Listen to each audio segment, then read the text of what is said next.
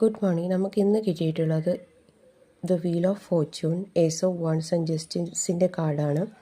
Wheel of Fortune എന്ന് പറയുമ്പോൾ നിങ്ങളുടെ ജീവിതത്തിൽ നിങ്ങൾക്ക് അനുകൂലമായിട്ടുള്ള സമയം വരുന്നു, നിങ്ങളിലേക്ക് ലക്ക് വരുന്നു.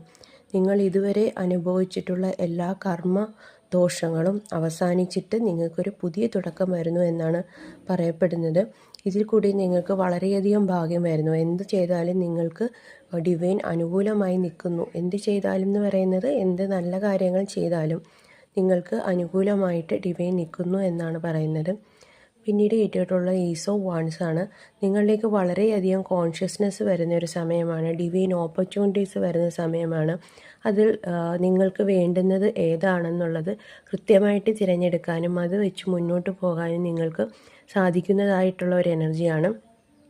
നിങ്ങൾക്ക് ജീവിതത്തിൽ ജസ്റ്റിസ് കിട്ടിയിട്ടില്ല, അല്ലെങ്കിൽ നിങ്ങൾക്ക് നീതി നടപ്പാക്കിയില്ല എന്ന് നിങ്ങൾ വിചാരിക്കുന്നുണ്ടെങ്കിൽ ഡിവൈനായിട്ട് തന്നെ നിങ്ങൾക്ക് ഒരു നീതി നടപ്പാക്കുന്നതായിരിക്കും. അത് വീൽ ഓഫ് ഫോർച്യൂണും ജസ്റ്റിസും ഒരുപോലത്തെ കാര്യങ്ങൾ തന്നെയാണ് പറയുന്നത്.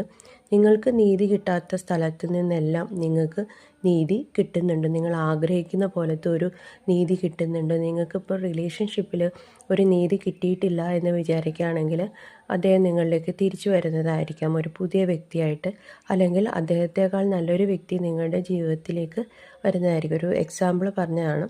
അങ്ങനെയുള്ള കാര്യങ്ങളൊക്കെ നിങ്ങളുടെ ജീവിതത്തിൽ ഈ സമയം നടക്കാൻ പോകുന്നു എന്നാണ് ഡിവൈൻ പറയുന്നത്. Thank you.